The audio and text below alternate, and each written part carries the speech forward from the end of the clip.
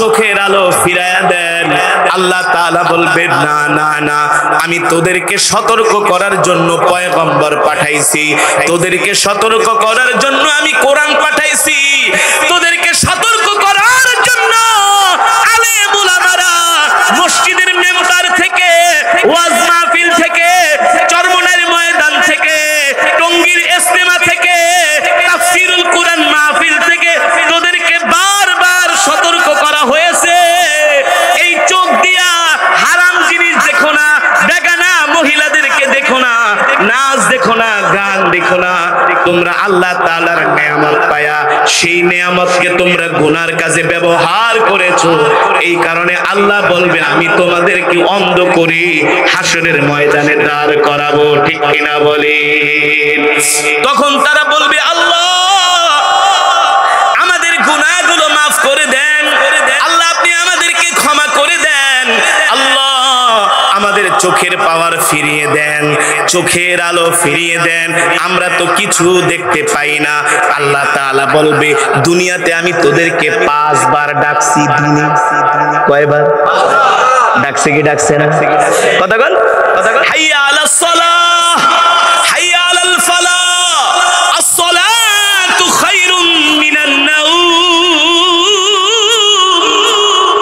আল্লাহ তাআলা বলবে দৈনিক 5 বার ডাকছি, মসজিদের সামনে আইসা ঘাড় ঘুরাইয়া অন্যদিকে চলে গেছে। হ্যাঁ, মসজিদের পাশে দোকানে বৈশা খিলখিল কইরা হাসছস আর বাংলা সিনেমা দেখছস। 10টা মিনিট সময় হয় নাই আমাকে সেজদা দেওয়ার। কথা বলেন, বাস্তব নাকি অবাস্তব? এ মুসলমান জোরে বলি, বাস্তব নাকি অবাস্তব? আল্লাহ তাআলা বলবে 10টা মিনিট সময় হয় নাই আমার কদমে সেজদা দেওয়া। জোহর গেল, আসর গেল, মাগরিব গেল, আমি আল্লাহ অপেক্ষা করতেছি, মনে হয় এশারের সময় আমার কদমে সেজদা দিবি। ফজরের সময় আমি আল্লাহ তোদের জন্য অপেক্ষা করতেছি, মনে হয় আমার আদরের বান্দা রাত্রিবেলা ঘুমায়া ফজরের সময় আমার কদমে সেজদা দিব, সেজদা দিব। আল্লাহ তাআলা বলে আমি আশায় ছিলাম, মনে হয় ফজরের পরে তোরা কোরআন করবি। সুবহানাল্লাহ বলেন। ও কুরআনাল ফাজর, ইন্না কুরআনাল ফাজরি কানা মাশহুদা। সুবহানাল্লাহ বলেন। আল্লাহ তাআলা এখানে ফজরের কথা বলেছে। যারা ফজরের সময় যাদের কানে কোরআনের আওয়াজ যাবে, ওই কান কোনোদিন আল্লাহ তাআলা জাহান্নামের আগুনে দিবে না।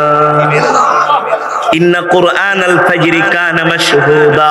অথচ যোহরেও মসজিদে যাই নাই, আসরেও যাই নাই, মাগরিবেও যাই নাই, এশারেও যাই নাই, ফজরেও যাই নাই, আল্লাহর হুকুম মানে নাই। আল্লাহ তাআলা বলে বছরের পর বছর হায়াতের জিন্দেগি দিছি, এত ভালো ভালো নিয়ামত খাওয়াইছি, আমি আল্লাহ চাইলে তোদের রিজিক বন্ধ করে দিতে পারতাম, করি নাই, মায়া করছি। কিন্তু এখন আর আমি আল্লাহ তোদের দিকে তাকাবো না। আমি দুনিয়াতে ছিলাম রহমান, আর এখন হয়ে গেছি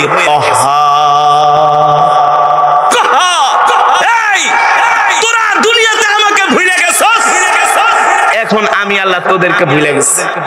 লাভ নাই, লাভ নাই। তোদেরকে ছাড় দিয়েছি, মাগার ছেড়ে দিব না, ছেড়ে দিব না। আল্লাহ আমাদেরকে ছাড় দিয়ে রাখছে। ছাড় কি দিয়ে রাখছে? জোরে বলুন, কি দিয়ে রেখেছেন? 60-70 বছরের জিন্দেগি দিয়ে আল্লাহ তাআলা আমাদেরকে ছেড়ে দিয়েছে। ঘোর, খা, যেমন ইচ্ছা তেমন কর, কিন্তু সাবধান, এই দিন দিন না, আরো দিন, আরো দিন। ফামাইয়ামাল মিসকাল যাররাতিন খায়রান ইয়ারা ওয়া মাইয়ামাল মিসকাল যাররাতিন শাররান ইয়ারা।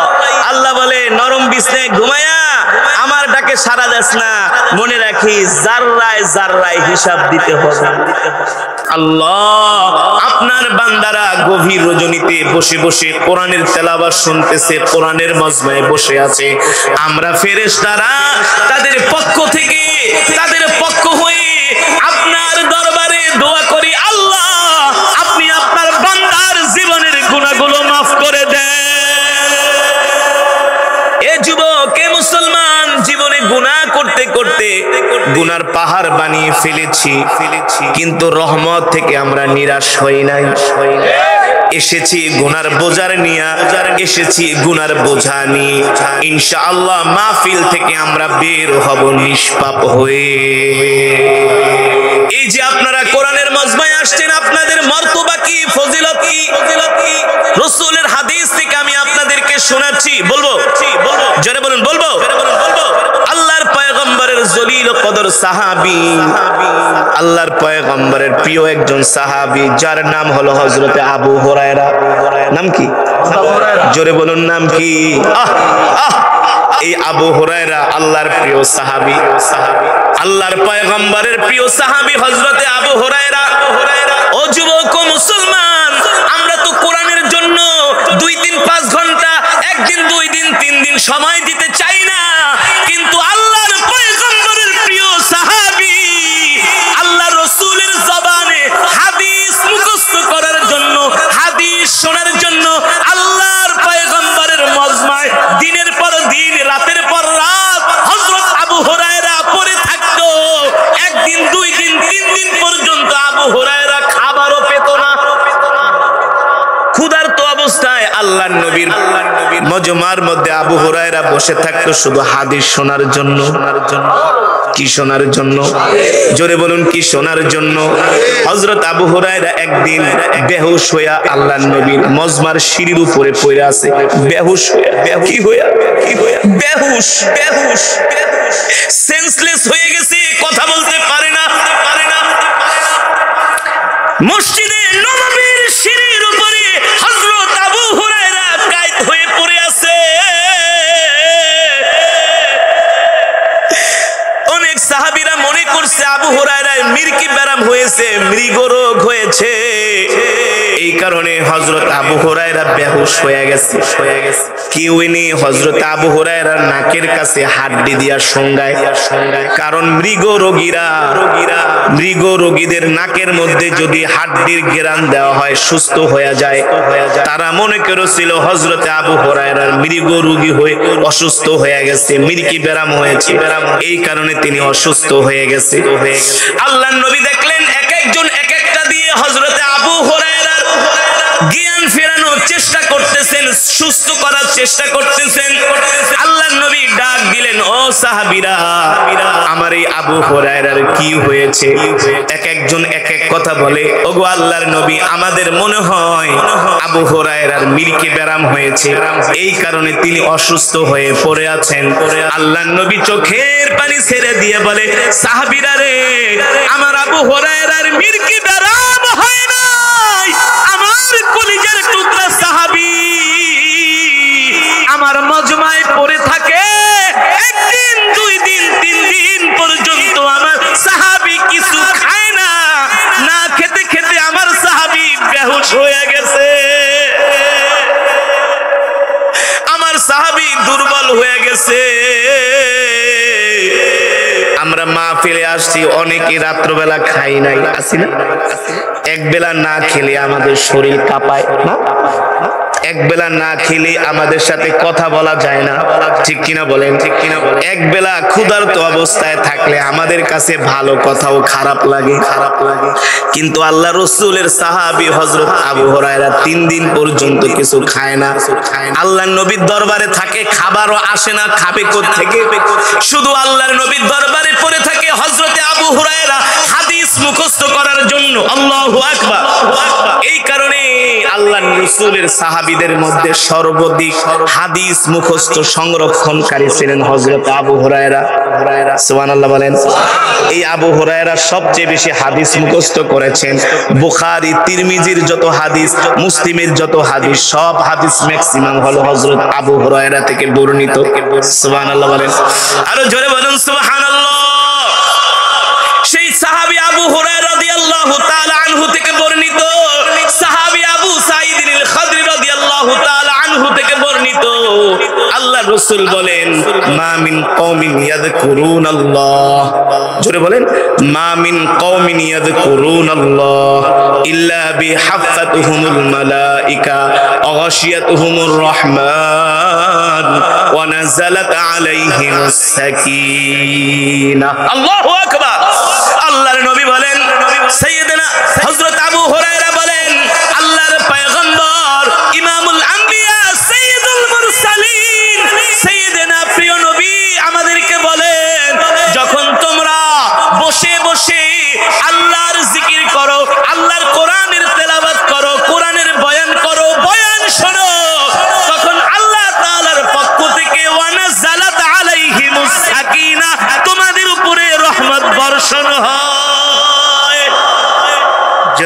সুবহানাল্লাহ। আমরা একটু কোরআনের মজমায় আসতে চাই না, আমরা একটু কোরআনের মজমায় বসতে চাই না, আমরা মসজিদে যাইয়া 10 মিনিট বেশি দেরি করতে চাই না, শুধু টাইম হিসাব করি। কথা কন, মসজিদে গেলে ইমাম সাহেব যদি 10 মিনিট বয়ান বেশি করে, চোখ গরম করে ইমাম সাহেবের দিকে তাকাই, তাকাই কি তাকাই না? এ হুজুর আপনার কি কোনো জ্ঞান নাই, কমন সেন্স নাই? 10 মিনিট বেশি হয়ে গেছে, বলেন বলেন। এত ওয়াজ আমাদের লাগবে না, কথা কেন? এত ওয়াজ আমাদের লাগবে না, দোয়া ছোট করে করেন। একেবারে মসজিদে আসলে পেরেশান হয়ে যায়, প্রেসার উঠে যায়। অনেকে আবার মাথার টুপি খুইলা ফ্লোরে রাখে, পাও দুইটা সেগায়া বহে, কথা কেন? লুঙ্গি দিয়া বাতাস করে, কি একেবারে নেক কামায়া উড়ায় ফেলাইছে, কথা কেন? পারলে গায়ের জামা খুইলা নিজের বাতাস করে, বুঝায় খুব কষ্টে আছি, শেষ করে। মসজিদে আসলে মনে হয় আযাবের মধ্যে আছে। এমন মুসল্লি আপনাদের এলাকায় আছে কি আছে না? জোরে বলুন, আছে কি আছে না? মসজিদে আসলে মনে হয় আযাবের মধ্যে আছে। আর চায়ের দোকানে বসে যখন বাংলা সিনেমা দেখে আর বিড়ি টান মারে, কি ভাব না? 3 ঘন্টা বৈশা বাংলা সিনেমা দেখে কোনো কষ্ট লাগে না, আর মসজিদে আইসা 10 মিনিট দেরি করতে চায় না, ঠিক কিনা বলেন? কারণ কি? ঈমান দুর্বল হয়ে গেছে। আর যদি ঈমান মজবুত হতো, শক্ত হতো, তাহলে ইমাম সাহেবকে বলতো, হুজুর একটু লম্বা কেরাত দিয়া নামাজ পড়েন, ঠিক না? হুজুর একটু লম্বা কেরাত দিয়া নামাজ পড়েন, হুজুর মোনাজাতটা একটু লম্বা করে করেন, ঠিক কিনা বলেন? কারণ কি মুমিন তো কোরআন তেলাওয়াত শুনলে তার হৃদয় ঠান্ডা হয়, কলিজা ঠান্ডা হয়, ঠিক কিনা বলেন? মুমিন যতই কোরআন শোনে ততই মুমিনের ঈমানের পাওয়ার বেড়ে যায়। জোরে বলেন সুবহানাল্লাহ। যেটা বললাম, আমরা মসজিদে আইসা সময় দিতে চাই না, ওয়াজ মাহফিলে আইসা আমরা পেরেশান হয়ে যাই, বিরক্ত হয়ে যাই, আমরা রাগ করি, এত সময় কেন? হুজুররা কেন এত সময় আমাদের নষ্ট করে? ও মুসলমান, ও যুবক, ও ভাই, ও বাবা, ও বোন, তোমরা জানো না বাবারে, ও দোস্তরা তোমরা জানো না, আল্লাহ রাসূলের সাহাবীরা একটা হাদিস শোনার জন্য 2000 কিলোমিটার পথ পাড়ি দিয়েছেন। একটা হাদিস শোনার জন্য 2000 কিলোমিটার পথ পাড়ি দিয়েছেন। একটা হাদিস। কয়টা? এখন যদি কই যাস, কয় আমি একটু চরমনের ময়দানে যাই, পিসা বুজুরের মুখে একটু ওয়াজ শুনুন, ব্যাপারটা পাগল হয়ে গেছে, 2 দিন পর তো মতলব আইতাছে। হ্যাঁ, বেটা 2 দিন পরে মতলব আইব, তুই কি পাগল নি? কি দরকার আছে? ভাই একটু ইস্তেমার ময়দানে যা, দৌড় বেটা, পাগল নাকি বেটা? ইস্তেমা তো ঘরেই আছে, ঘরে বসে তো ইবাদত করা যায়, এত দূরে যাওয়া লাগে নাকি? নাই, এমন মানুষ নাই, এমন মানুষ আছে কি আছে না? দিনের কাজের জন্য ডাকলে বলে আমার সময় নাই, ইসলামের জন্য ডাকলে বলে আমার সময় নাই, কোরআনের মজমায় ডাকলে বলে আমার সময় নাই, জিকিরের মজমায় ডাকলে বলে আমার সময় নাই, ঠিক কিনা বলেন? আর যদি কয় দোস্ত এক পোটলা গাঞ্জা আনছি, গাঞ্জা কি দোস্ত, ঢাকার থেকে এক পোটলা গাঞ্জা আনছি, রাত্রবেলা খামু, জঙ্গলের মধ্যে আহিস, সবগুলা শেষরা দেখবেন যাই আগে হাজির হয়ে যা। কথা কয় না? সঠিক নাকি বেঠিক? রাত 3টা বাজে ফুটবল খেলার জন্য ডাক দেয়, দোস্ত রে আজকে কিন্তু মেসি আর নেইমারের ফুটবল খেলা আছে, আগে আইসা করিস। পানি পুনির ব্যবস্থা আছে, কথা বল, পানি পুনির ব্যবস্থা আছে। এক বন্ধু আরেক বন্ধুরে ডাক দিয়া নিয়ে আসে, একদিনও তো ডাকলা না দোস্ত, তাহাজ্জুদের নামাজ পড়তে হইব, রাত্রবেলা 2টা বাজে 3টা বাজে মসজিদে চলে এসো। কইছে আছে আপনাদের এলাকায়? কিন্তু মানুষ গান শোনার জন্য ডাকে, ফুটবল খেলা, ক্রিকেট খেলার জন্য ডাকে, বাংলা সিনেমা দেখার জন্য ডাকে, কেউ কাউকে দিনের জন্য ডাকে না। কারণ কি ঈমান দুর্বল হয়ে গেছে। আর ঈমান মজবুত করার সবচেয়ে বড় মেডিসিন হলো ওয়া ইযা তুলিয়াত আলাইহিম আয়াতুহু যাদাতুহুম ঈমানা। কোরআনের তেলাওয়াত শুনলে ঈমান বেড়ে যায়। ঠিক কি না বলেন? কি বেড়ে যায় মুসলমান? আরো জোরে বলুন, কি বেড়ে যায়? যেটা বলছিলাম, আল্লাহ রাসূলের সাহাবী একটা হাদিস শোনার জন্য আল্লাহর নবীর ইন্তেকালের পরে 2000 কিলোমিটার পথ পাড়ি দিয়েছেন। কয় হাজার কিলোমিটার পথ? শুধু একটা হাদিস শোনার জন্য। রাসূলের একজন প্রিয় সাহাবী, তার নাম হলো আবু দারদা। নাম শুনছেন? সাহাবী আবু দারদা রাদিয়াল্লাহু তাআলা আনহু, তার থেকে অনেকগুলো হাদিস বর্ণিত হয়েছেন। আল্লাহ রাসূলের ওফাতের পরে সাহাবী আবু দারদা মদিনা থেকে তিনি চলে গেছেন সিরিয়ার রাজধানী দামেস্কে। কোথায়? মদিনা থেকে সিরিয়ার রাজধানী দামেস্ক প্রায় 2000 কিলোমিটার দূর। কত হাজার? প্রায় 2000 কিলোমিটার দূর মদিনা থেকে সিরিয়ার রাজধানী দামেস্ক। আল্লাহর নবীর ওফাতের পরে সাহাবী আবু দারদা মদিনায় আল্লাহর নবী নাই, তার মন টিকে না, তিনি চলে গেছেন সিরিয়ার রাজধানী দামেস্ক। সেই দামেস্কে তিনি এক মসজিদে ইমামতি করেন, মানুষদেরকে দ্বীনের দাওয়াত দেন। সাহাবী আবু দারদা বলেন, আমি একদিন আসরের নামাজের পরে মসজিদে বসে আছি, দেখি হঠাৎ করে একজন আগন্তুক লোক শামের মসজিদে তিনি প্রবেশ করেছে। আমাকে ডাক দিয়া বলে, আনতা আবু দারদা, তুমি কি আবু দারদা? বলে হ্যাঁ, আমি আবু দারদা। তুমি কে? বলে আমার বাড়ি হলো মদিনায়। মদিনা থেকে আসছো? বলে হ্যাঁ। জিতু মিনাল মদিনা ইলা শাম, আমি মদিনা থেকে শামে আসছি। তুমি যদি আবু দারদা হও তাহলে রাসূলের অনেক হাদিস তো তোমার মুখস্থ। সুবহানাল্লাহ। বলে হ্যাঁ, রাসূলের হাদিস আমার মুখস্থ। বলে শোনো, আল্লাহর নবী নাই, এই কারণে আমি তোমার জবান থেকে নবীজির একটা হাদিস শোনার জন্য এসেছি। জোরে বলেন সুবহানাল্লাহ। রাসূলের সাহাবী আবু দারদা রাদিয়াল্লাহু তাআলা আনহু অবাক হয়ে গেলেন। তিনি দাঁড়ানো ছিল, বসা ছিল, দাঁড়ায় গেলেন। আল্লাহু আকবার। তারা দুই হাত ধরে তাকে বুকের মধ্যে জড়িয়ে নিলেন। জিতু মিনাল মদিনা ইলা শাম। বলেন নাম। জিতু মিনাল মদিনা ইলা শাম, আমি মদিনা থেকে শামে এসেছি শুধু আপনার কাছে একটা হাদিস শোনার জন্য। সুবহানাল্লাহ। সাহাবী আবু দারদা রাদিয়াল্লাহু তাআলা আনহু চোখের পানি ছেড়ে দিয়ে বললেন, ভাই তুমি কি জানো তোমার জন্য আল্লাহ তাআলা কি পুরস্কার রেখেছেন? সাহাবী বলে, ভাই আপনি বলেন আল্লাহ তাআলা আমার জন্য কি পুরস্কার রেখেছেন? বলে শোনো, আমি আল্লাহর নবীর জবান মোবারকে শুনেছি। সুবহানাল্লাহ। ও ভাই, কি শুনেছেন? এটা শোনার জন্যই তো আমি মদিনা থেকে শামে আসছি, আপনার কাছে রাসূলের হাদিস শোনার জন্য। সাহাবী আবু দারদা বলেন, মান সালাকা তরিকান ইয়ালতামিসু ফীহি ইলমান সাহালাল্লাহু লাহু বিহি তরিকান ইলাল জান্নাহ। আল্লাহু আকবার। আও কামা ক্বালা নবী সাল্লাল্লাহু আলাইহি ওয়াসাল্লাম। ও ভাই, আল্লাহর নবী বলেছেন যে দ্বীন শেখার জন্য ঘর থেকে বের হয়ে যায়, যে কোরআন শেখার জন্য, রাসূলের হাদিস শেখার জন্য, অর্থাৎ দ্বীন জানার জন্য, দ্বীন শেখার জন্য, দ্বীন মানার জন্য যে ঘর থেকে বের হয়ে যায়, আল্লাহ তাআলা তার জন্য জান্নাতের রাস্তাকে সহজ করে দেয়। জোরে বলেন সুবহানাল্লাহ।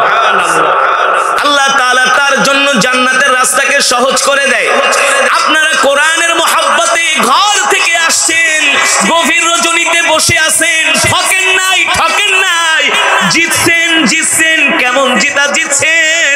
যদি আল্লাহর কোরআনকে মহব্বত করে, আল্লাহর কোরআনকে ভালোবেসে, আল্লাহর সন্তুষ্টির জন্য যদি এই গভীর রজনীতে কোরআনের মাজমায় বসে থাকেন, আপনাদের জন্য সুসংবাদ হলো হাসরের ময়দানে এই কোরআন আমাদের পক্ষে আল্লাহ তাআলার কাছে সুপারিশ করবে। আল্লাহর কোরআন বলবে, মালিক আপনার এই বান্দাগুলো কোরআনের মহব্বতে তারা গভীর রজনীতে একসাথে বসে বসে কোরআন শুনছে। আল্লাহ রাসূলের হাদিস বাবা আমি বানায়া বলি না, আল কোরআন হুজ্জাতুল লাকা ওয়া আলাইকা। আল্লাহর নবী বলেন সন্তানের প্রতি বাবার যেমন হক আছে, স্বামীর প্রতি স্ত্রীর যেমন হক আছে, স্ত্রীর যেমন স্বামীর প্রতি হক আছে, বাবা যেমন সন্তানের প্রতি হক আছে, সন্তানের যেমন বাবার প্রতি হক আছে। আল্লাহর কসম করে বলি আল্লাহর এই কোরআনেরও আমাদের প্রতি হক আছে। কি আছে? এত সোজা না। এই যুবক তুমি কি ভাবছো? তোমাকে আল্লাহ এমনি এমনি ছেড়ে দিবে? তোমাকে আল্লাহ এমনি এমনি ছাড়বে না। আমাকেও ছাড়বে না, আপনাদেরকেও ছাড়বে না, কাউকে ছাড়বে না। আল্লাহ তাআলা হাশরের মাঠে একজন একজন করে ধরবে আর বলবে করাই গণনায় হিসাব নিবে। এ কোরআন দিছিলাম, এই কোরআনের হক আদায় করছস কিনা? কোরআনের হক আদায় করছস কিনা? যদি হক আদায় করতে না পারি আল্লাহ তাআলা ফেরেশতাদেরকে বলবে যা ওদেরকে লোহার শিকল দিয়ে টানতে টানতে জাহান্নামে নিয়ে যা। ঠিক কিনা বলেন? ঠিক কিনা বলেন? কোরআনের হক আদায় কি? কোরআনের হক আদায় হলো যখন কোন মজমায় কোরআন পড়া হয় প্রত্যেকটা মুসলমানের ঈমানি দায়িত্ব হয়ে যায় কোরআন শোনার জন্য কোরআনের মজমায় আসা। ঠিক কিনা বলেন? ঠিক কিনা বলেন? দ্বিতীয়ত কোরআন অনুযায়ী আমল করা। কি করা? জোরে বলেন কি করা? দ্বিতীয়ত কোরআন অনুযায়ী আমল করা। কোরআন যেটাকে নিষেধ করেছে সেটা না করা, আর কোরআন যেটা করতে বলেছে সেটা করার জন্য ঘাম ঝরানো, অর্থ ব্যয় করা, মেহনত করা, এমনকি রক্ত দেওয়া, এমনকি আল্লাহর কোরআনের জন্য নিজের জীবনটাকেও কোরবান করা, কোরআনের জন্য শহীদ হয়ে যাওয়া। ঠিক কিনা বলেন? ঠিক। কিন্তু যারা কোরআনের হক আদায় করবে না, ও মুসলমান, আল্লাহর কোরআন থেকে বলছি বাবা আমি বানায় বলি না, কোরআনুল কারীমের সূরা তাহা 16 পারার মধ্যে আল্লাহ তাআলা বলতেছেন ওয়ামান আ'রাদা আন যিকরি ফাইন্না লাহু মাঈশাতান দানকা ওয়া নাহশুরুহু ইয়াওমাল কিয়ামাতি আ'মা ক্বালা রাব্বি লিমা হাশারতানি আ'মা ওয়া ক্বাদ কুনতু বাসীরা ক্বালা কাযালিকা আতাতকা আয়াতুনা ফানাসিতাহা ওয়া কাযালিকাল ইয়াওমা তুনসা। আল্লাহ রাব্বুল আলামিন বলেন ওই সমস্ত মানুষদেরকে আমি হাশরের ময়দানে অন্ধ অবস্থায় তাদেরকে দাঁড় করাবো। কি অবস্থায়? কি অবস্থায়? আমরা আজকের মাহফিলে যারা আছি আমরা কি অন্ধ নাকি চোখে দেখি? জোরে বলো, অন্ধ নাকি চোখে দেখি? চোখে দেখি। আমরা যারা মাহফিলে আসছি আমরা অন্ধ না চোখে দেখি? চোখে দেখি। কিন্তু যদি আমরা এই কোরআনের হক আদায় না করি হাশরের মাঠে আল্লাহ তাআলা আমাদেরকে অন্ধ করে দাঁড় করাবে। অন্ধ অন্ধ, কেউ চোখে দেখবো না।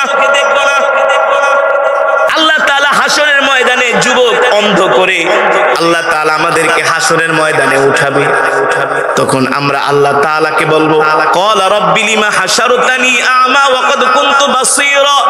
ওগো আল্লাহ, দুনিয়াতে তো আমরা অন্ধ ছিলাম না, এখন কেন আমরা অন্ধ? এই কথা খেয়াল করেন, দুনিয়াতে তো আমরা অন্ধ ছিলাম না, এখন কেন আমরা অন্ধ? আমরা কেন দেখতে পাই না? আল্লাহ বলবে নাফরমান, দুনিয়াতে আমি তোদেরকে চোখ দিয়েছিলাম আমার কোরআন পড়ার জন্য। কি পড়ার জন্য? বাংলা সিনেমা দেখার জন্য আমি তোদেরকে চোখ দেই নাই। নায়িকা গায়িকার নাচ দেখার জন্য আমি তোদেরকে চোখ দেই নাই। ঘন্টার পর ঘন্টা ক্রিকেট খেলা দেখবি, ফুটবল খেলা দেখবি, এই কারণে আমি তোদেরকে চোখ দেই নাই। আমি তোদেরকে চোখ দিয়েছিলাম এই চোখ দিয়া দেখে দেখে আমার কোরআন পড়বি, এই চোখ দিয়া দেখে দেখে আমার কোরআনের পক্ষে আন্দোলন করবি। ঠিক কিনা বলেন? কোরআনের আইন বাস্তবায়ন করার জন্য রাজপথে নামবি। শুধু শুধু নৌকা, ধানের শীষ, লাঙ্গল এই সেই নিয়া স্লোগান দিছো, কোরআনের পক্ষে কেন স্লোগান দাও নাই? আল্লাহ ধরবে, বলবে এই কোরআন শুধু খতম করার জন্য দেই নাই, এই কোরআন শুধু 40 সাল জন্য দেই নাই, এই কোরআন শুধু খতমে তারাবির জন্য দেই নাই, এই কোরআন শুধু জার ফুক করার জন্য দেই নাই, এই কোরআন দিয়েছি আসমান যার আইন চলবে তা। জমিন যার, বিধান চলবে তা। আমার কোরআন দিয়া তোরা রাষ্ট্র চালাস নাই, রাষ্ট্র চালাইছস আমেরিকা আর লন্ডনের আইন দিয়া। ঠিক কিনা বলেন? আদালত চালিয়েছস ব্রিটিশদের আইন দিয়া, যেই ব্রিটিশরা হলো পৃথিবীর সবচেয়ে বড় সন্ত্রাসী, যে আমেরিকা হলো পৃথিবীর সবচেয়ে বড় দানব। ঠিক কিনা বলেন? ওদের আইন বাস্তবায়ন করেছস, আমার কোরআন তো বাস্তবায়ন করছ না। সংসদে 10 মিনিট কোরআন তেলাওয়াত কইরা তারপরে সব বয়া বয়া মিছা কথা কইছস, কোরআনের বিরুদ্ধে আইন পাস করছস। ঠিক কিনা বলেন? কোরআনের বিরুদ্ধে আইন পাস করেছো, কোরআনের বিরুদ্ধে সংসদে মদের পক্ষে আইন পাস হয়েছে কি হয়েছে না? সুদের পক্ষে, জিনার পক্ষে। কিসের পক্ষে? কিসের পক্ষে? কত কয় না? কিসের পক্ষে? কিসের পক্ষে? জিনা কইতে বলেন হুজুর, জিনা মানে এই যে সিনেমা টিনামা হয়, এগুলো কো জায়েজ আছে? জায়েজ আছে? জায়েজ আছে? আজ পর্যন্ত শুনছেন কোন মানুষ সিনেমা দেখে কোনোদিন ভালো হইছে? নীতিবান হইছে? চরিত্রবান হইছে? শুনছেন? আজ পর্যন্ত শুনছেন মদ খায়া কোন মানুষ সমাজের উপকার করছে? তাহলে সংসদ থেকে এগুলো পাস হয় কি হয় না? এতই সোজা? আল্লাহ বলবে কোরআন দিয়া সংসদ চালু করছস আর সব কোরআনের বিরুদ্ধে আইন পাস করছস, একজনকেও ছাড়া হবে না। আল্লাহ বলবে কেন আমার কোরআনের পক্ষে কথা বললি না? কেন? কার ভয়ে? তখন কম আল্লাহ আমেরিকার ভয়ে, রাশিয়ার ভয়ে, ইসরায়েলের ভয়ে, ভারতের ভয়ে, ফ্রান্সের ভয়ে, জার্মানের ভয়ে। তখন আল্লাহ বলবে তোরা ছিলি কয় কোটি? আমরা বলবো আমরা ছিলাম 250 কোটি। 250 কোটি। তোদের দেশ ছিল কয়টা? আমরা বলবো 60টা। আল্লাহ তাআলা বলবে শোন, তোর 250 কোটি মুসলমান হইয়া 60টা মুসলিম রাষ্ট্র হইয়া তোরা আমেরিকা ইসরায়েলদের বিরুদ্ধে, পশ্চিমাদের বিরুদ্ধে তোরা কথা বলতে সাহস পাস নাই, ক্ষমতা হারানোর ভয়ে। আর আমার নবী মুহাম্মদ সাল্লাল্লাহু আলাইহি সাল্লাম একা আরবের ক্ষমতাধর ব্যক্তির বিরুদ্ধে একা তিনি হুঙ্কার দিয়েছেন। কথা বল, কোথায় যাবা? কোথায় যাবা? আমার নবী একা আবু জেহেলদের বিরুদ্ধে লড়াই করেছেন। মক্কার পরাশক্তি একদিকে, রোম পারস্য একদিকে, আর আল্লাহর নবী একা। নবীজি কোরআনের দাওয়াত নিয়ে আবু জেহেলের কাছে গেছে। আবু লাহাব, উতবা, সাইবা। আবু জেহেল দৌড়, মোহাম্মদ বাদ দাও তোমার কোরআন। বলেন নাউজুবিল্লাহ।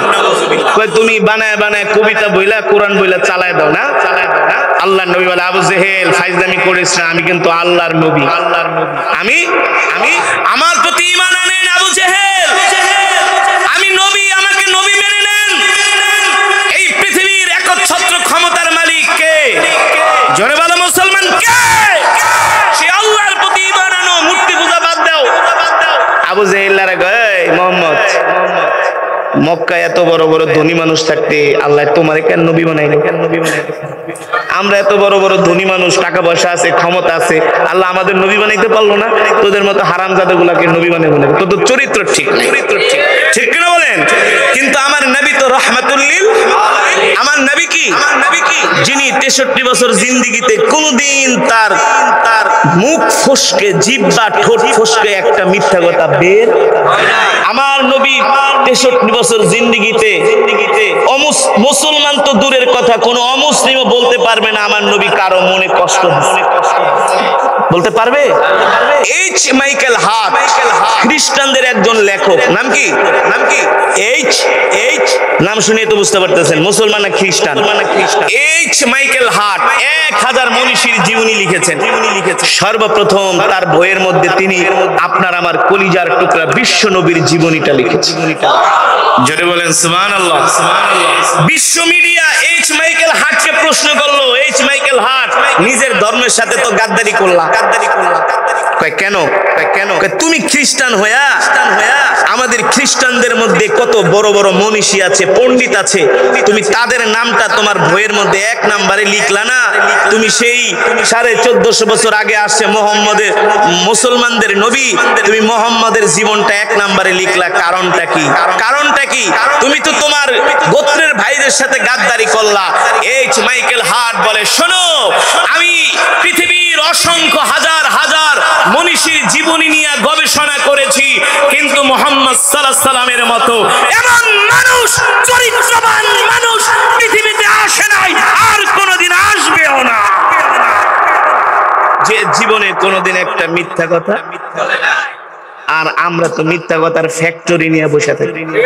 আমাদের মিথ্যা কথা শুনলে শয়তান কয় এত বড় মিথ্যা কথা কেমনে করছ?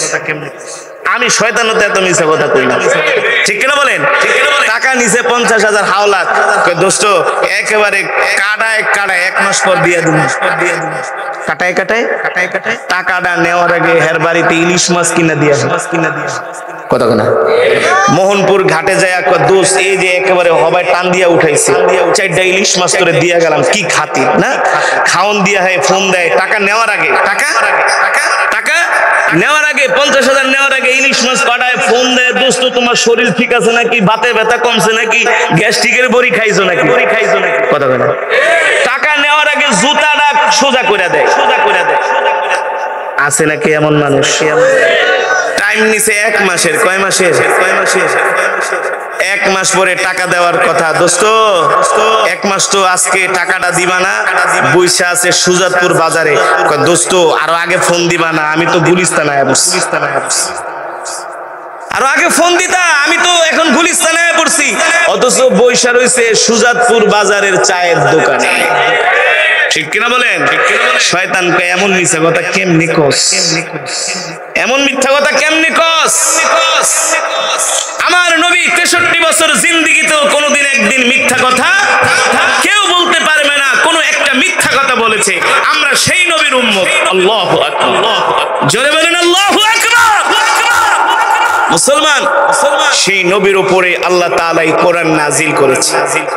সেই কোরআনের তেলাওয়াত আমি আপনাদের সামনে করেছি, আপনারা শুনেছেন। এক এক হরফে 10টি করে নেকি পেয়েছেন। কয়টা করে নেকি? জোরে বলুন, কয়টা করে নেকি?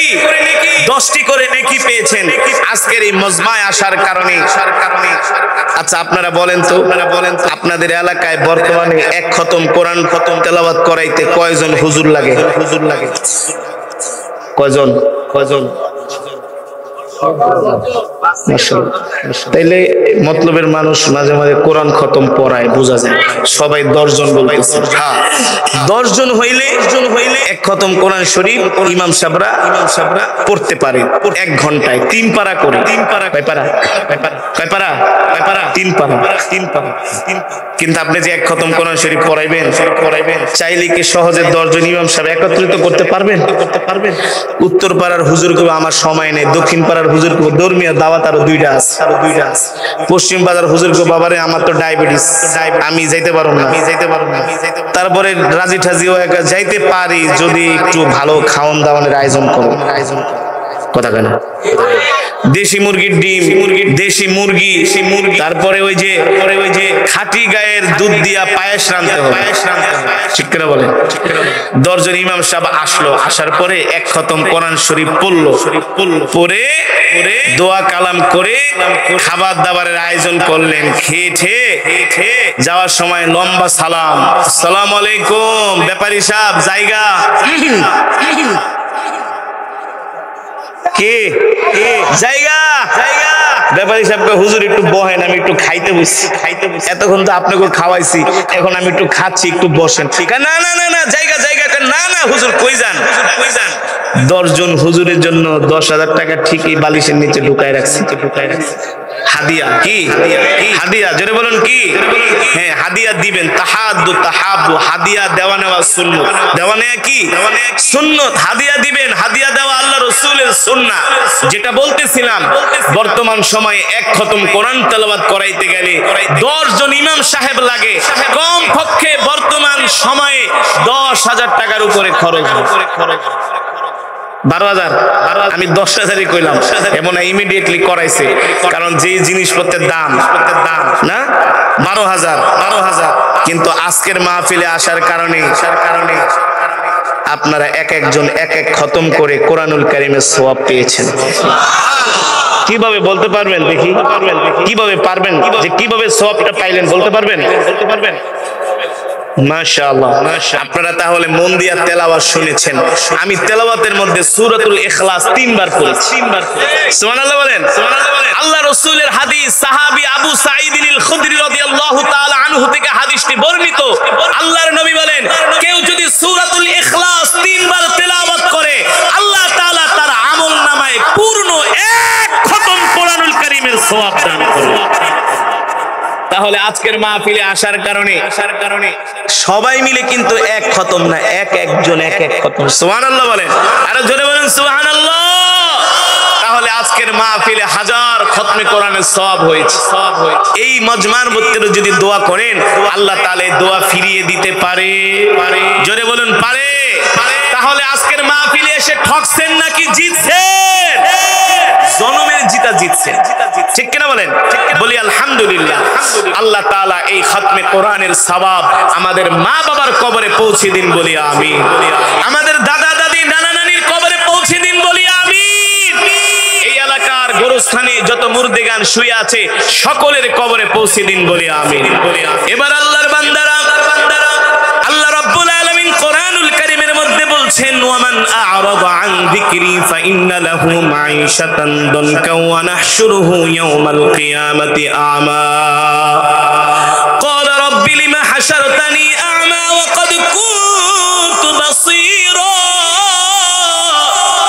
ক্বালা কাযালিকা আতাতকা আয়াতুনা ফানাসীতাহা ওয়া কাযালিকাল ইয়াওমা তুনসা। আল্লাহ রাব্বুল আলামিন কোরআনুল কারীমের মধ্যে বলেন, সেই সমস্ত মানুষদেরকে আমি হাসরের ময়দানে অন্ধ করে দাঁড় করাবো। তাদেরকে আমি অন্ধ অবস্থায় হাসরের ময়দানে তাদেরকে দাঁড় করাবো। তারা আল্লাহ তাআলাকে ডাক দিয়ে বলবে, আল্লাহ, দুনিয়ার জমিনে আমাদের চোখে পাওয়ার ছিল, দুনিয়ার জমিনে আমাদের চোখ ছিল, আমরা চোখে দেখতাম। এখন হাসরের ময়দানে আমরা চোখে দেখি না। আল্লাহ কোথায় যাব, কোথায় যাব? তখন অন্ধ মানুষগুলো হাসরের ময়দানে আঙ্গুল কামড়াবে আর তারা আফসোস করবে, আল্লাহ আমাদের চোখের আলো ফিরায় দেন, চোখের পাওয়ার ফিরায় দেন, আমরা তো চোখে দেখি না। আল্লাহ তাআলা বলবে, দুনিয়াতে এই চোখ দিয়া নাফরমানি করছস, দুনিয়াতে এই চোখ দিয়া হেঁটে হেঁটে মসজিদে যাস নাই, দুনিয়াতে এই চোখ দিয়া কোরআনের মজমায় যাস নাই, দুনিয়াতে এই চোখ দিয়া আমার ভয়ে কান্না করস নাই। আজকে আমি আল্লাহ তোদের চোখের পাওয়ার নষ্ট করে তোদেরকে অন্ধ করে দিয়েছি, তোদের চোখের পাওয়ার আমি আল্লাহ ফিরিয়ে দিব না। তখন হাসরবাসীরা অন্ধ অবস্থায় বলবে, আল্লাহ আমাদের চোখের আলো ফিরায়া দেন। আল্লাহ তাআলা বলবেন, না না না, আমি তোদেরকে সতর্ক করার জন্য পয়গম্বর পাঠাইছি, তোদেরকে সতর্ক করার জন্য আমি কোরআন পাঠাইছি, তোদেরকে সতর্ক করার জন্য আলেম উলামারা মসজিদের মেম্বার থেকে, ওয়াজ মাহফিল থেকে, চরমনাইর ময়দান থেকে, টঙ্গীর ইজতেমা থেকে, তাফসীরুল কুরআন মাহফিল থেকে তোদেরকে বারবার সতর্ক করা হয়েছে। এই চোখ দিয়া হারাম জিনিস দেখো না, বেগানা মহিলাদেরকে দেখো না, নাচ দেখো না, গান দেখো না। তোমরা আল্লাহ তাআলার নিয়ামত পায়া সেই নিয়ামতকে তোমরা গুনার কাজে ব্যবহার করেছো, এই কারণে আল্লাহ বলবে, আমি তোমাদেরকে অন্ধ করি হাসরের ময়দানে দাঁড় করাবো, ঠিক কিনা বলেন?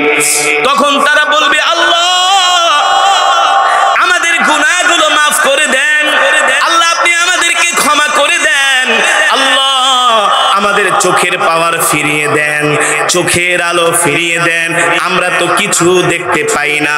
আল্লাহ তাআলা বলবে, দুনিয়াতে আমি তোদেরকে 5 বার ডাকছি, দিনে কয়বার ডাকছে? কি ডাকছে না? কথা বল, হাইয়া আলাস সালাহ, হাইয়া আলাল ফালাহ, আস-সালাতু খায়রুম মিনান নাওম। আল্লাহ তাআলা বলবে, দৈনিক 5 বার ডাকছি, মসজিদের সামনে আইসা ঘাড় ঘুরাইয়া অন্যদিকে চলে গেছি।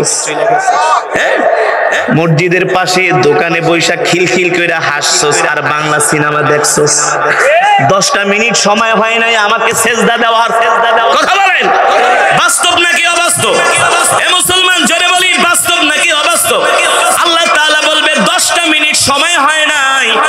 কদমে সিজদা দেওয়া। জোহর গেল, আসর গেল, মাগরিব গেল, আমি আল্লাহ অপেক্ষা করতেছি, মনে হয় এশারের সময় আমার কদমে সিজদা দিবি। ফজরের সময় আমি আল্লাহ তোদের জন্য অপেক্ষা করতেছি, মনে হয় আমার আদরের বান্দা রাত্রিবেলা ঘুমায়া ফজরের সময় আমার কদমে সিজদা দিব, সিজদা দিব।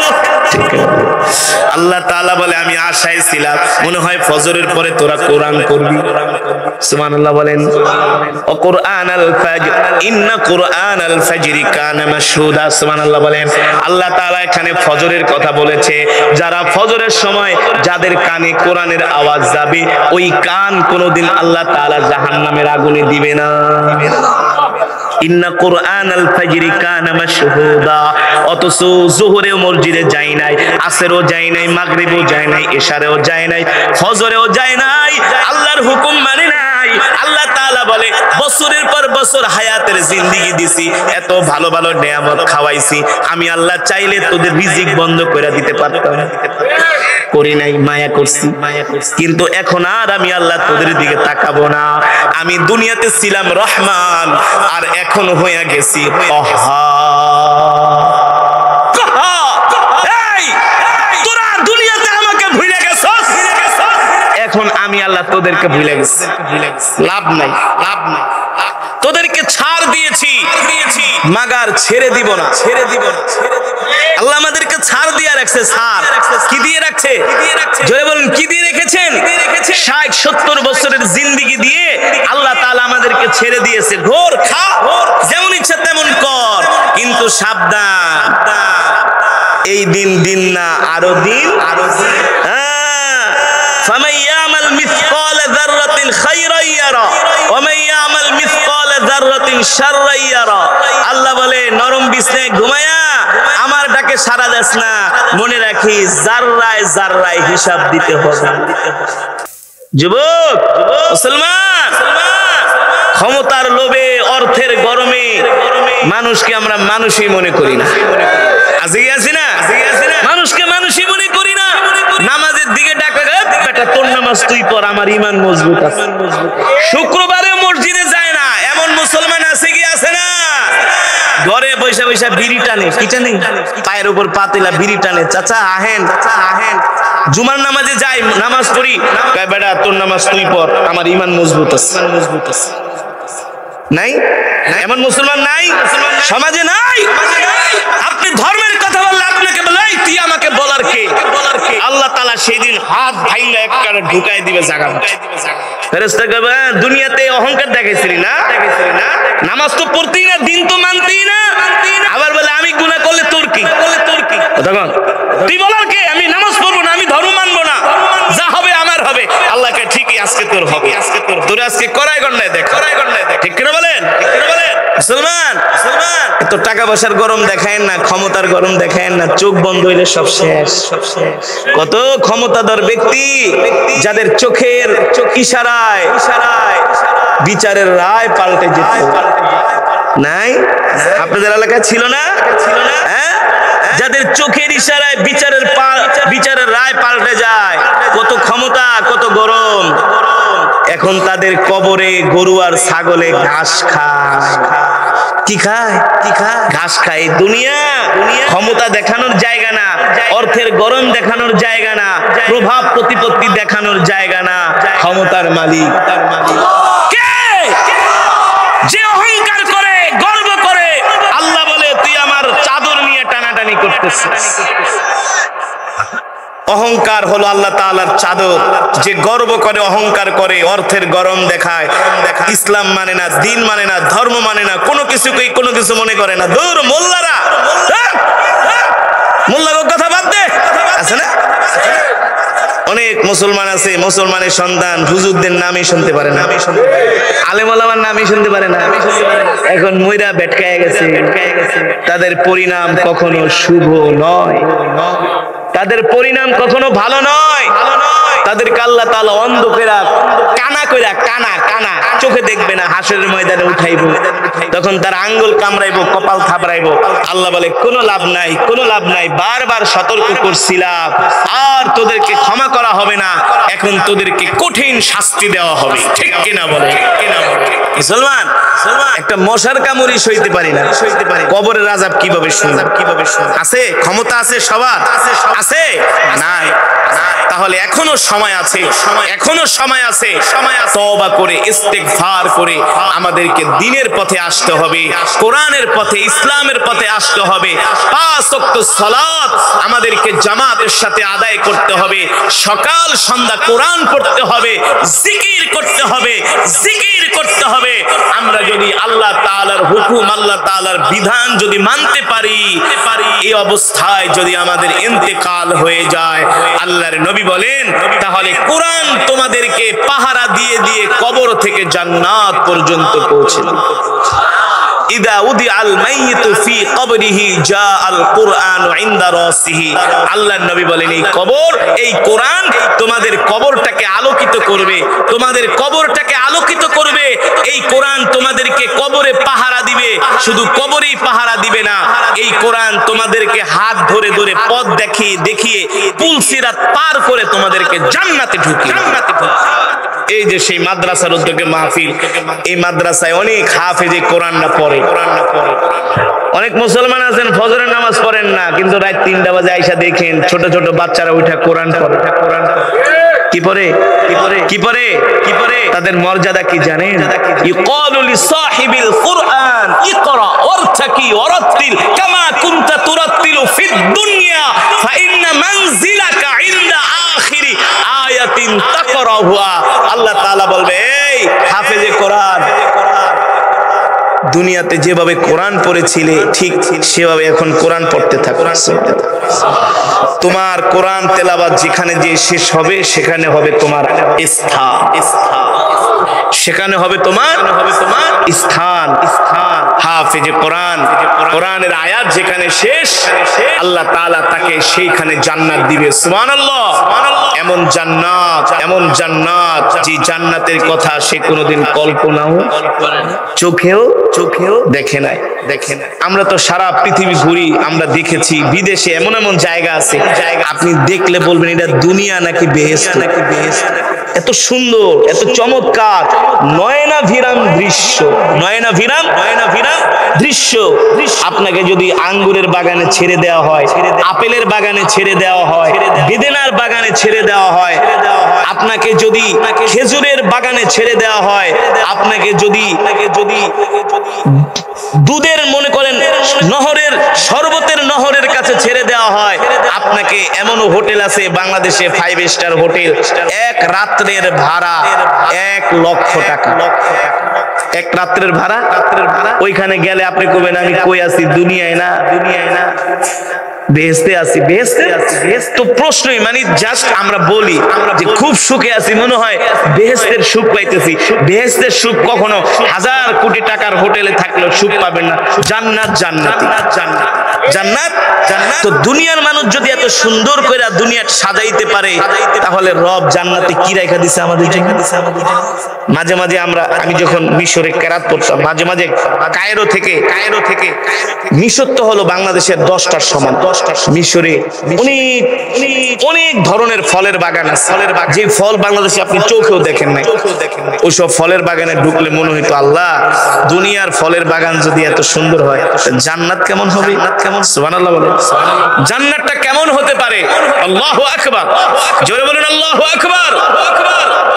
ওই জান্নাত তো আর সবরি কলা না, কুমিল্লার রসমালাই না, টেকেরাডের সেই রসগোল্লা না, টাঙ্গাইলের চমচম না। ওই জান্নাত কামাই করতে হলে ঘাম ঝরাতে হয়, রক্ত দিতে হয়, জীবন দিতে হয়, ঠিক কিনা বলে? তারপরে জান্নাতের মালিকানা হয়। দুনিয়াতে একটা বিল্ডিং বানাইতে তুমি আপনার চুলদারি সব পাইকা যায়। কিরে, ঘরের বিল্ডিং করছো, দরজা লাগাস নাই, গ্লাস লাগাস নাই, বাইরে শেষ, আমি শেষ। বিল্ডিং বানাইতে দরজা দিব করতে, টাকা সব শেষ, জীবনটা শেষ করে ফেলাইছে। কথা কেনা, চুল পাকায় আলাইছি, ঠিক মতো রাইতে ঘুমাইতে পারি না, বিল্ডিং করতে রড কেনা, এই কেনা, সেই কেনা, এটা কেনা, সেটা কেনা। হ্যাঁ, দুনিয়াতে একটা বিল্ডিং করলে যদি আপনার এত কষ্ট হয়, তাহলে জান্নাতে আল্লাহ তাআলা আপনাকে 10 দুনিয়ার সমান একটা জান্নাত দিবে। কি এমনি? গাঁজা খাবেন, বাবা খাবেন আর জান্নাত পাওয়া যাবেন? এতই সোজা? এত সোজা না। দইও খাবেন, দধিও খাবেন, এটা হবে না, ঠিক কিনা বলেন? এর মানে হলো জান্নাত পেতে হলে দুনিয়াকে ছাড়তে হবে। দুনিয়া छोड़ दो, দুনিয়াকে লাথি মারো, দুনিয়া তোমার পায়ের নিচে চলে আসবে। কি পাবা? দুনিয়াও পাবা, আখিরাতও পাবা। যারা বেশি দুনিয়া দুনিয়া করে আসলে তারা দুনিয়া পায় না। যে দেখেন যারা হাজার কোটি টাকার মালিক নামাজ রোজা করে না, ওদের ঘরে শান্তি নাই। টাকা যতই থাকুক একটার পর একটা বিপদ লেগেই থাকে। হ্যাঁ, বউ অসুস্থ, পাঠাইছে সিঙ্গাপুরে, ফোন দিয়ে গেছে স্যার বেশি না 1 কোটি টাকা লাগবে।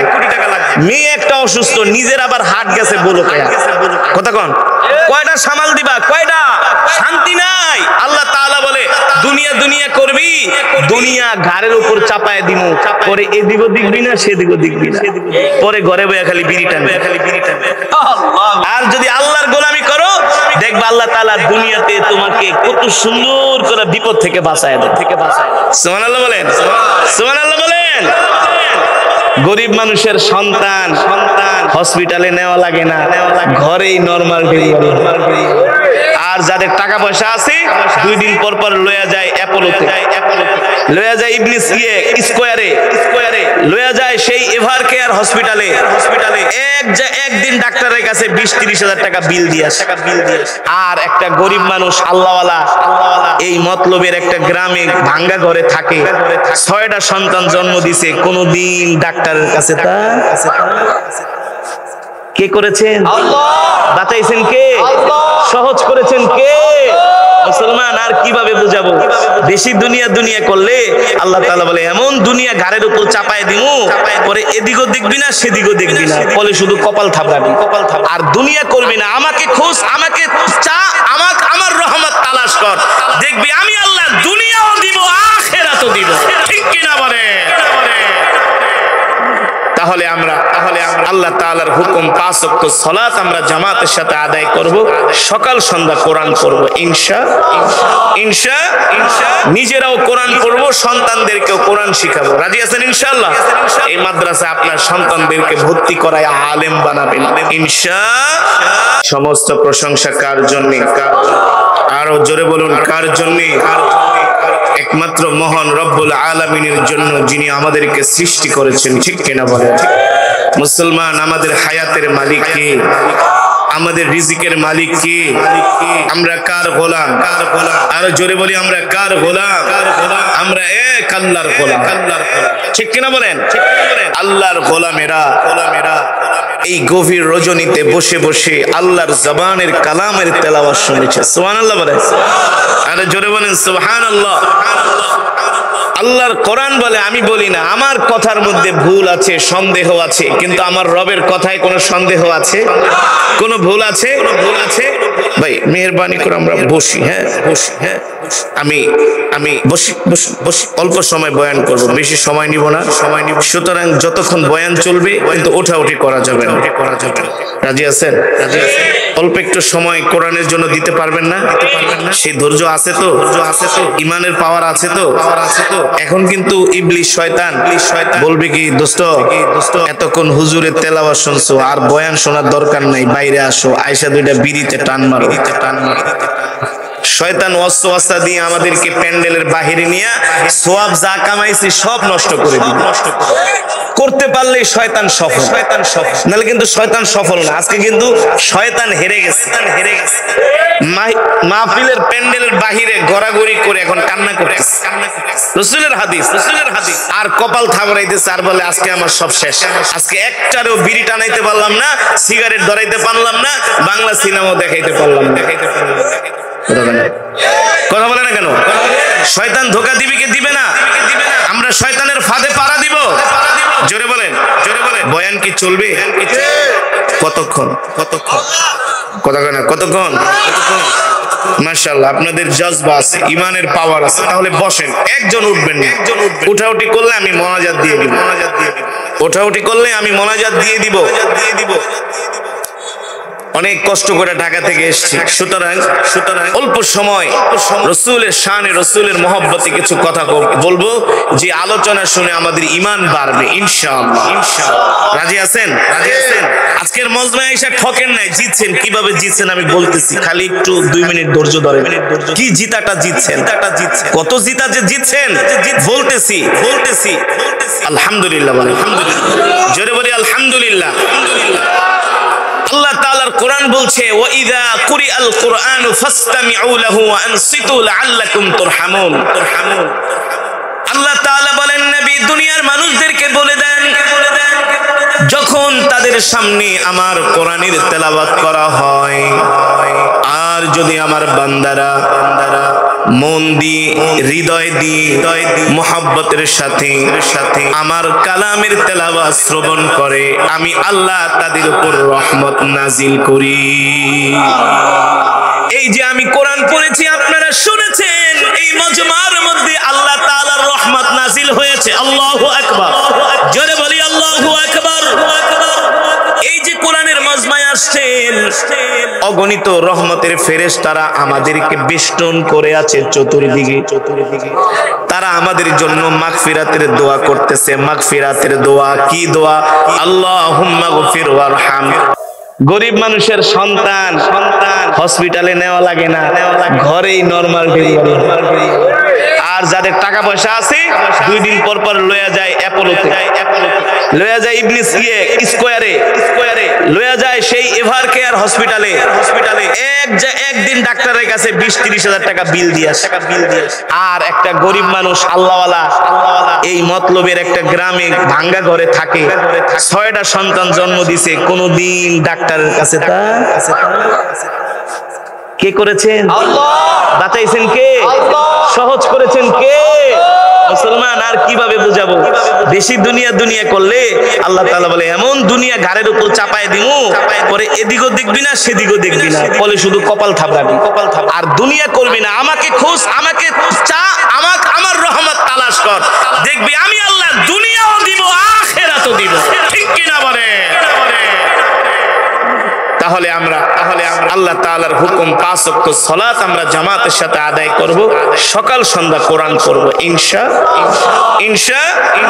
নিজেরাও কোরআন পড়ব, সন্তানদেরকেও কোরআন শিখাবো। রাজি আছেন ইনশাআল্লাহ? এই মাদ্রাসা আপনার সন্তানদেরকে ভর্তি করায় আলেম বানাবেন ইনশাআল্লাহ। সামনে রমজান আসতেছে, আর মাত্র 1 মাস 10 দিন পরে রমজান। আল্লাহু আকবার, কত মজা না, কত শান্তি। ভোর রাত্রে ডাকবে ভাই উঠেন, সেহরি খাইতে ওঠেন। ইফতার সামনে নিলে কত মজা লাগে। আল্লাহু আকবার। ভাই ইফতার সামনে নিলে এত মজা লাগে, পৃথিবীর কোনো কিছুতে এত স্বাদ পাই না। ইফতারটা করলে এত ভালো লাগে। রোজা অবস্থায় মাত্র 20-25 মিনিট যখন বাকি থাকে ইফতার সামনে, কেমন মজার মজা। সুবহানাল্লাহ। আল্লাহ তাআলা আরশে আজিমে বৈশা ফেরেশতাদের সাথে মজা করে, দেখ আমার বান্দাদের দিকে তাকায়, দেখ ক্ষুধায় আমার বান্দা পেরেশান হয়ে গেছে, খাবে না। আবার হুকুম না পাওয়ার আগ পর্যন্ত খাবে না। আমাকে ভালোবাসে, কাকে ভালোবাসে? আমাকে ভালোবাসে। আল্লাহু আকবার। আল্লাহ তাআলা এই মাহে রমজান আমাদের ভাগ্যে নসিব করুন বলি আমিন। আসেন আমরা আল্লাহর নবী যে দোয়া আমাদেরকে শিখায় দিয়েছেন রমজান পাওয়ার জন্য, সেই দোয়াটা আমরা একবার পড়ি। আল্লাহুম্মা বারিক লানা ফি রজব ওয়া শাবান ওয়া বাল্লিগনা রমাদান। এই দোয়াটা বেশি বেশি পড়বেন, কারণ যে জীবনে একটা রমজান পায়, একটা শবে কদর পায়, আল্লাহু আকবার, যদি শবে কদর তার নসিব হয়ে যায় জাহান্নামের আগুন তার জন্য হারাম হয়ে যায়, জান্নাত ওয়াজিব হয়ে যায়। ঠিক কিনা বলেন? সেই রমজান পাওয়ার দরকার আছে কি আছে না? আল্লাহ তাআলা আমাদের সকলের ভাগ্যে রমজান নসিব করুন। আর রমজান হলো কোরআনের মাস। রমজান হলো কি? কোরআনের মাস। এই রমজান আসার আগে আমরা যারা কোরআন পড়তে পারি না, আমরা মাদ্রাসার হাফেজ সাহেবদের কাছে, মসজিদের ইমাম সাহেবদের কাছে, মুয়াজ্জিন সাহেবদের কাছে যে আমরা কোরআন শিখব ইনশাআল্লাহ। আল্লাহ তাআলা আমাদের সকলকে তৌফিক দান করুন। এই মাহফিল, এই মাজমাকে আল্লাহ তাআলা কিয়ামত পর্যন্ত কবুল করুন বলি আমিন। আজকে যারা মাদ্রাসার কর্তৃপক্ষ এত সুন্দর মাহফিলের আয়োজন করেছে, আপনারা যারা দূর দূরান্ত থেকে আসছেন, আল্লাহ তাআলা উভয়কেই কবুল করুন বলি আমিন। এই কোরআনের উসিলায় আল্লাহ তাআলা আমাদের জিন্দেগীর গুনাহগুলো ক্ষমা করে দিন বলি আমিন। দুরূদ শরীফ পড়ি। আল্লাহুম্মা সাল্লি আলা মুহাম্মাদিন ওয়া আলা আলি মুহাম্মাদ কামা সাল্লাইতা আলা ইব্রাহিম وعلى آل إبراهيم إنك حميد مجيد দক্ষিণ পাশে আবু সাইদ ভাই। আর হচ্ছে আমাদের এই আজকে মাহফিলের মাইকের খরচ এই বছর যিনি দিয়েছেন সামনে তিনি দিবেন আলম ভাই মাঝি সাহেব, সেই জন্য আমি একটু উৎসাহ করে দিন। প্যান্ডেল দিয়েছেন এক